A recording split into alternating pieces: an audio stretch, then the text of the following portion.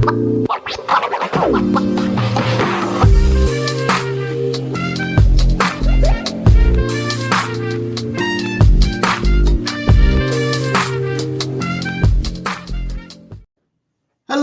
welcome to Book Talk. I'm your host, Anthony Moirore. At Book Talk, we get to have an author come and tell us about his book or her book. And today we have a very interesting guest with us. So, without taking one more minute, because we need all the time to him, let me welcome our author today. Oh, he's not visible. Where is he? I was reading. I was reading, of course, here on Book Talk. So, welcome to Book Talk, author Tom Patrick McAuliffe. We are Thank you, glad to Anthony. have you here. Thank you so much. I appreciate the opportunity. Aloha, hello from the sunny state of Florida in the United States. Oh, wonderful. All the way from the United States, the sunny state. Yes. That's good to hear that. So, how is the weather where you are right now? It is sunny and 80 degrees, and right after this, I'm going to the beach. Oh, okay. So we need to hurry up so that you get to the beach Take your as soon as time. possible. I appreciate the opportunity. Yes, we are also honored to have you on our show. So, what were you reading? I'm sorry? Oh, I was just reading. I was just reading a chapter from Mr. Mulligan.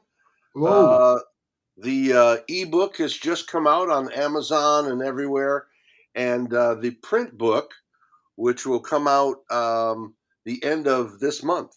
So we're excited. We're excited about that. Oh, Mr. Mulligan, the life and times of champion armless golfer Tommy McAuliffe. My grandfather. Your grandfather. Yeah. Oh, Yes. He lost. He lost both of his arms when he was 9 years old. Okay. In a streetcar accident. Oh. In the United States, back in the day, they used to have these streetcars that went up and down the boulevards with these electric lines above. Okay. Well, it had just rained, and this was in like September timeframe. And here, in the summertime, oil and gasoline and stuff gets on the streets. So when there's the first rain of the fall, the streets get very slick and slippery.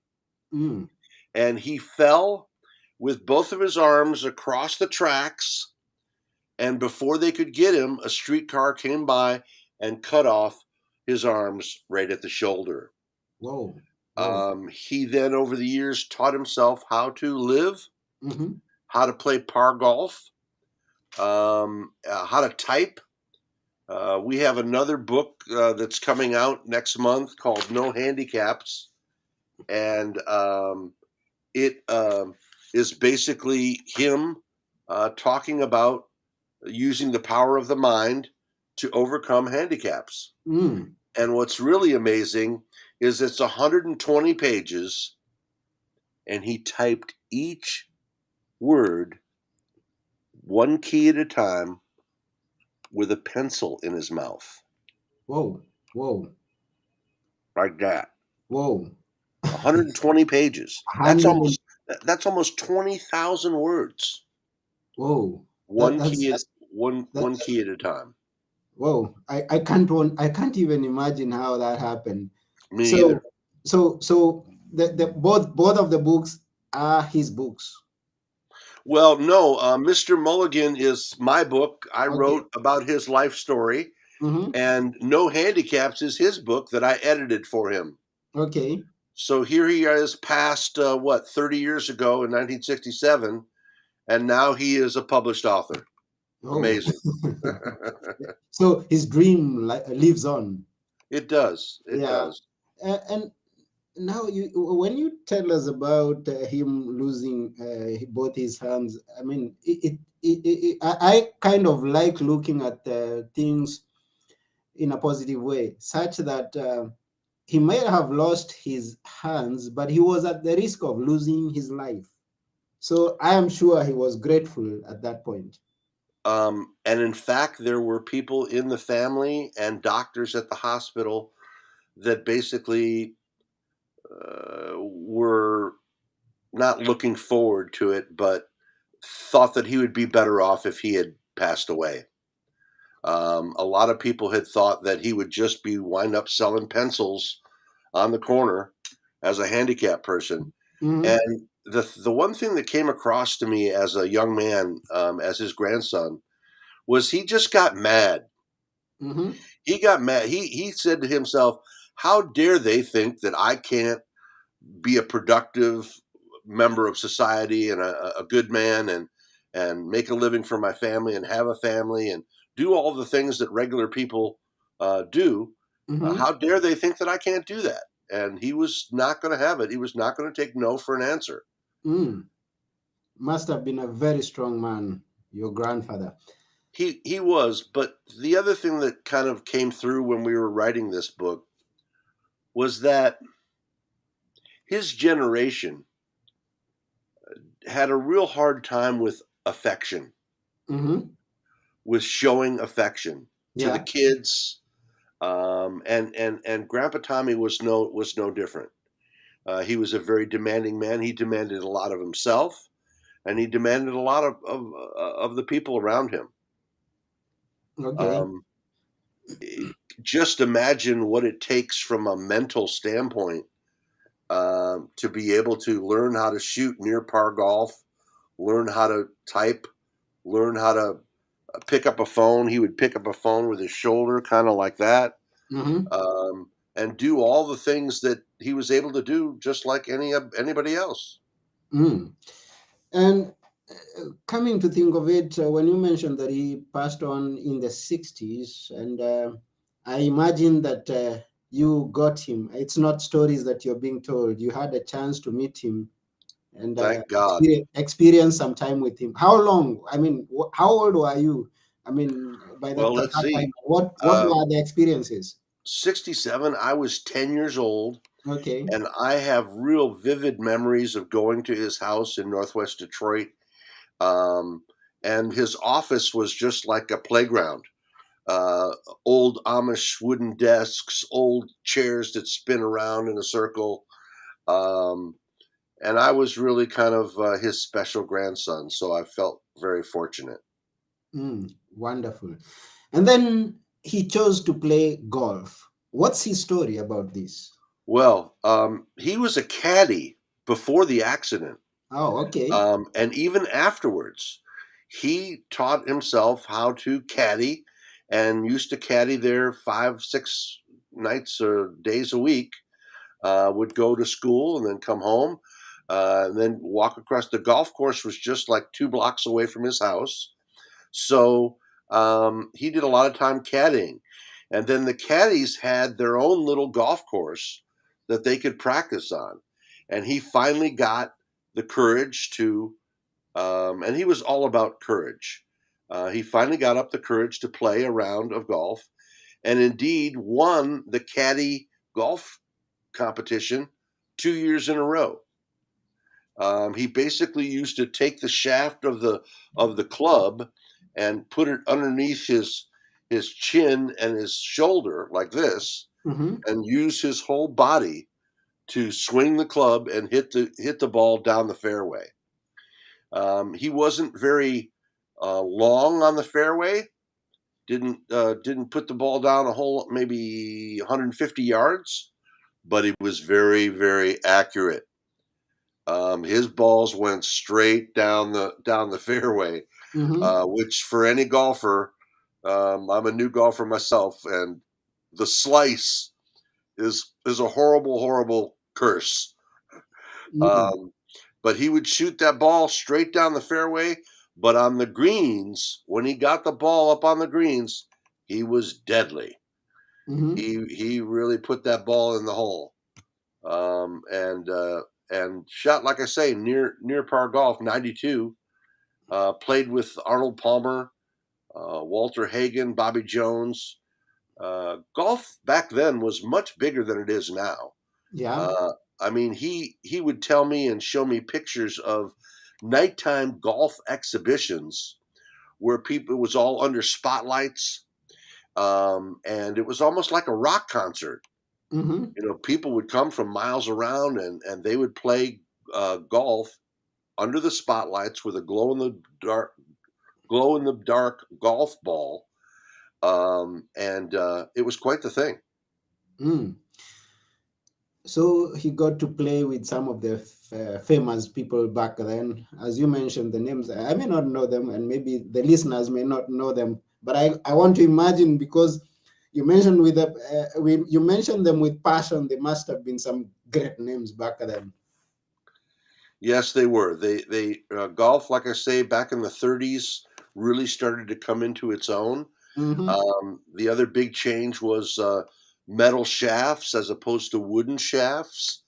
Um, and the PGA and golf championships and golf tournaments really became very, very popular in America. Um, then, of course, he was vaudeville, the Depression. A lot of people couldn't afford 5 cents to go to the movies, but when they went to the golf course to watch, it was free. Mm-hmm. Um, and then, of course, World War II. He was very, very big with the Roosevelt administration, President Roosevelt, Mm-hmm. in 1936, and helped establish the Handicapped Act, which gave people with disabilities and handicaps rights under the law, so that they couldn't be discriminated against. Oh, okay. And if I may ask, did he uh, go on a career path apart from now golf, which you have very well highlighted in the book? Did he choose a career path even being handicapped? Because I know people would still choose to continue with their careers. He did. He established his own business. At first, he was in the coal and ice business. Wow. Basically, used to have a horse drawn cart Mm-hmm. and would bring coal, the black coal stuff that people used to burn for heat. He used to bring loads of that and loads of ice. Before there were refrigerators, there were ice boxes, Mm-hmm. and you had a big hole in it, and you'd put in a big piece of ice, and that would provide your refrigeration and your cooling for your food. So he had a coal and ice business. Then the Depression hit. That went belly up. Long story short, he wound up going into the insurance business, life insurance, Mm-hmm. and he had his own company for a number of years, um, McAuliffe Insurance Repair, and was a member of the $1 Million Roundtable, Oh. which was amazing. Sold $1 million of life insurance in 1 year, and so he did quite well for himself. Hmm. And these stories, they do inspire me, and especially this one that you are telling of us, of an armless golfer who is your grandfather, who went on to live his dream and achieve great things. Uh, and how about, did he ever get married? I mean, that's He how did. you are. That's why we have you as a grandfather. So tell us about his life. Right. Well, he met his beautiful Marguerite in Yeah. college, Hmm. and they had 4 children and 16 grandchildren. Okay. And so he was very prolific. He said the only thing that he would really allow his wife to do was to take off his clothes. um, it's amazing when you think just to live life, the things that you need 2 hands and 2 arms to do. Hmm. Um, from picking up the phone to making a note. Um, it's truly amazing. And his big thing was repetition. Excuse me. He would hit that golf ball over and over and over and over again until it just became second nature to him. Hmm. Yeah. Now, and when you say that, and there are people who are listening here who have given excuses over one area or the other because they are lacking in some abilities. And you talk of your grandfather who made great achievements in business, great achievement in sport, although he may not have won titles, but he did play. And I saw photos of him, and I know they went into magazines and all he over. all over the news, and so he made a name for himself that outlives his life, and this is why you have written the book now here. Now, it should be an encouragement to someone out there who's been giving excuses for one reason or the other, that a golfer who has no arms, who made a business, who brought up a family and a stable family, as we can tell from the author, Tom Patrick, who is smiling from cheek to cheek and is looking strong. Thank you, sir. Yeah, and we can tell that. I mean, we've not known each other for much long, but I can tell that there were some principles that passed on, and you might have been uh, talking about them in the book. Yes, Principles that your father passed on that could be a guide to you and to others that are going to come after you. right. Well, he was Mister No Excuses. Mr. No Um, excuses. That's a yeah, one. didn't believe in making excuses. Um, Believed that most people are as happy as they make up their minds to be, Mm, and was just a positive thinker. Um, some people look at the sky and say, "Oh, it's gray and it's going to rain." He would look at the sky and say, "Look, we got some sunshine coming." uh-huh. He was just a very positive thinker that wouldn't take no for an answer. Mm, He was also in a thing called Ripley's Believe It or Not. I don't know if you've ever heard of that, but it's in newspapers and they have some museums around. There's one in London. It's called Ripley's Believe It or Not, and that was a big thing. He was in there twice. okay. Um, and yeah, but just didn't. That's a really good observation on your part. Didn't believe in having any excuses. Thought that um, if you want to be something in life, get Mhm. off your duff and go and do it. Yeah. Great. Wonderful. So, what inspired you? I know your grandfather inspired you, but what really inspired you to write now this book that we are having of his life? Well, I've wanted to write a book for 20 years. Okay. I have a background in the magazine business. Mm-hmm. I was an editor and writer in magazines for 25 years. And really, three things happened that made me write Mr. Mulligan. Okay. One is we found a box of old manuscripts and press clippings and photographs up in an attic um, about a year and a half ago. Mm-hmm. Stuff that Grandpa Tommy had obviously put away um, for safekeeping, and we found it and started going through that. The second thing that happened was I had my first heart attack. Oh. And so basically, I turned 65, had my first heart attack, and started looking back at the men that had made a difference in my life. I think sometimes we men don't talk so much about our lives and what a successful life looks like and Mm-hmm. doesn't. Mm-hmm. We women are much better at talking about that sort of thing than we are. Mm-hmm. Um, but and then the third thing, so it was finding the box of notes and photographs from the 1930s, having my first heart attack, and starting to look back at my life. And then the third thing was I took up that crazy game of putting that damn round ball in that little hole. Golf is the most frustrating game you've ever played in your entire life. Okay. Uh, but it is a lot of fun. It gets you out in nature, walking around on the golf course under the sunshine. So that's a good thing. And as far as I know, from the stories I hear, I haven't played it myself, but as far as I know, it gives you a chance to brush shoulders with the high and mighty because they are, It does. That was kind of interesting because later in his life, yeah.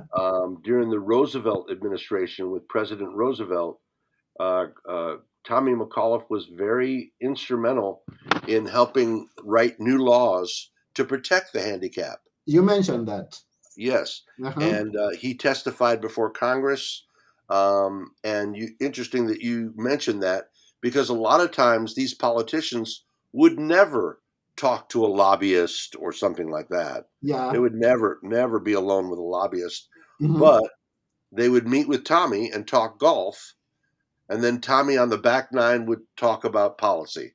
Mm. So they would give Tommy the time of day for him to have some fun with them and talk about golf, and then talk about the need to protect handicap and disability people. Mm. So, how is the format of the book? How have you? I mean, is it a story that you've told from when he was born, how he was growing, or We have you do. We divided it doc. into Yeah, sections? we document his life. It is a short book, short Mm-hmm. and to the point, about 120 pages. A lot of great photographs in there from Okay. back in the day. Um, and of course, writing the book was kind of interesting because um, digital books are so popular now. Mm-hmm. So we did an ebook version and a print version. And the ebook version is out now on Amazon, Kindle, Barnes and Noble, Wilson's, all over. So you can order the ebook now, and then the print book, the paperback, will come out about the 23rd of April, and we're Mm-hmm. going to have a big party. Oh, that's beautiful. I should be coming over. But yeah, we'd love to have you. What Okay. was interesting to me is I read a study from, I want to say, Stanford University that said that a full 63% of the books sold now Mm-hmm. are digital. They're Okay. ebooks. Ah. They're delivered online. Mm-hmm. They're delivered to your Kindle, to your phone, to your iPad, your laptop.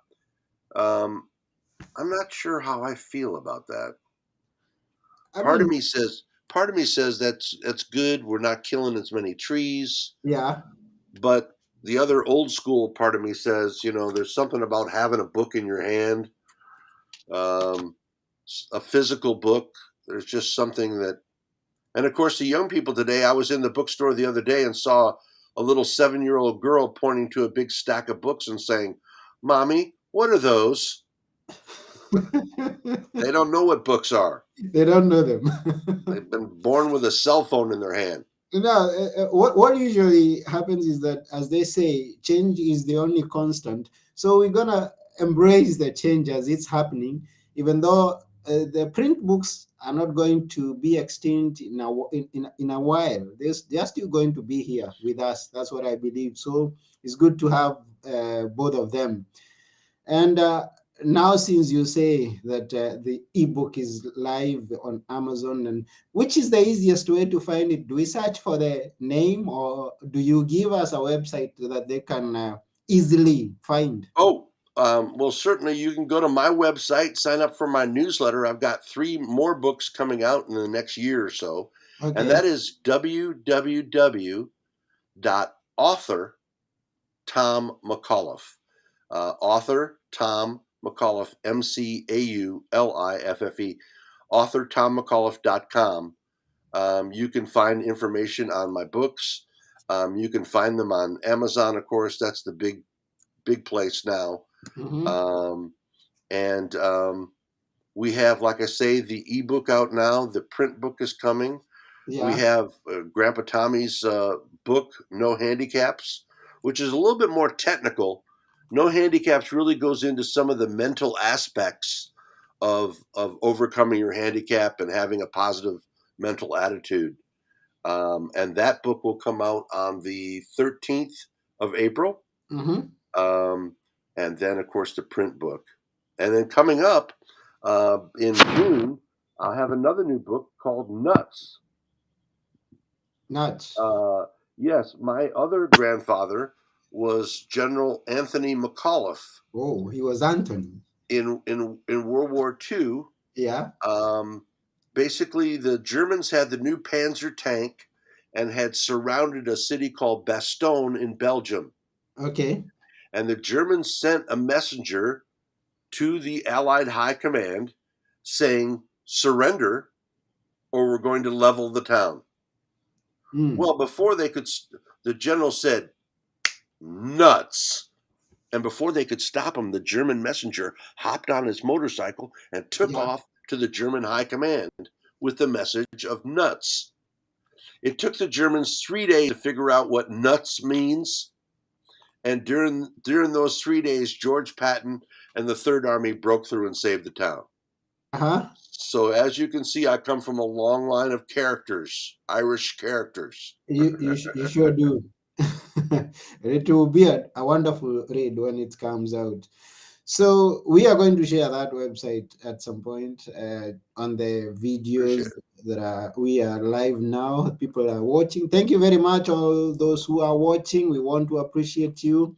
And we have one John Kafue Nyaga who is watching us. He's saying, quite an inspiring grandfather. No handicapped attitude was great. Thank you, John. Appreciate that very, very much. Yeah. Um, Hmm. you can do two things. You can sit back in life and make excuses and blame others for your lot in life, or you can get off your duff. That's in Irish speak. That's your butt. You can get off your butt and make something of yourself. Because in the final analysis, nobody is really going to come to your rescue except for you. Mm. So are those words the ones you leave us with? Because at Book Talk, we always ask the author, because we are just coming to the end of the show. We ask the author to leave us with a few words that we are always going to remember. So if there are those, tell us. If there are not those, please give us some words that we always remember, even as we go to read this book. I would say two things. One, other people are going to believe about you what you believe about you. I'll say that Mm. again. Other people are going to think about you what you think about you. Mm. Go Good. look up a book. There's a book that was written in 1927, ancient history. It's called As a Man Thinketh by Dr. James Allen. Mm. And it talks about the power of the mind, I the love it. power of the mind, and I love the how book. in the book we talk about Grandpa told a story about a soldier in World War II. Mm-hmm. He was behind enemy lines, and a train was coming by, and he noticed that one of the train car doors was open. So he ran and jumped into the train car. The train hit a bump. Boom. The door slammed shut, locking him inside the train car. Mm. Come to find out, it was one of the new refrigerated train cars that the Germans had to move food back and forth. Mm-hmm. So this guy is locked inside this train car, and he says, "Well, surely I'm going to freeze to death.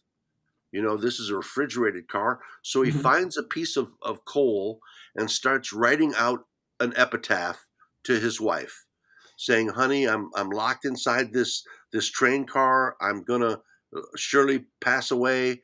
I love you very much. Please tell the kids I love them," and like that. Well, the next morning, the train pulled into the station, and the Allies went car by car and opened it up. They opened up the car, and sure enough, he was dead, Mm. had frozen to death during the night. Only one problem: the refrigeration unit on the train car was broken, and the temperature never went below 40 degrees. Oh. It was his mind. It was Yeah. his mind that killed him. He believed he was going to freeze to death, Mm-hmm. so he did. and Grandpa used to tell that story just as a way to show how powerful the human mind is. Oh, that's quite powerful. Powerful. Yeah. So that was one. You said two. We are waiting for the second one, and that will be it. Oh, heck. Well, I would just say that other people are going to think about you, what you're going to do, and when it's interesting. I'm talking with a hospice nurse. This woman has for 30 years basically been the last person that people see before they pass, before they Mm-hmm. die. Mm-hmm. And she tells me that almost to a person, every single person that is getting ready to die will say things to her like, "Gee, I wish I would have done this," or "Gee, man, if I had only done that." They never come to her and say, "Wow, I'm sorry I did this. I'm sorry I did that." It's always, "I wish I would have done." So don't be one of those people. If you've got a book inside you, start writing. Start writing every day. If you've got a talent for writing, writers write. Pull out a notebook. If you're not writing in a notebook every single day as a wannabe writer, you're selling yourself short. I knew you had given, but I still wanted to get more. That's why I told you to give us another one. Well, I hope you Thank can you have very me much. back. I hope you can have me back when the next book comes out. Oh, yeah, sure. Why not? And I know everyone who's listening would want you to come back even before the next book has come out. Appreciate that so much. Appreciate Yeah, that it's so much. been quite an honor, Tom. We are honored to have you on this show. You've made it lively and you've given us some great advices. We really appreciate you. And we also thank each and every viewer and every person who's listening and those who are going to listen to this show on one of our podcast platforms. We are everywhere. You just search for Book Talk at Book Place and you will listen to this episode and past episodes and future episodes. Thank you very much. My pleasure, Anthony. Thanks for the opportunity, and we look forward to seeing you again. Turn Okay. off the television and pick up a book. Pick up a book and go for this, Mr. Mulligan. Am I saying it right? You're saying it perfect. Okay, go get Mr. Mulligan, The Life and Times of Champion Armless Golfer Tommy McAuliffe. I said it right. Thank you so much, sir. Bye for now. God bless. God bless.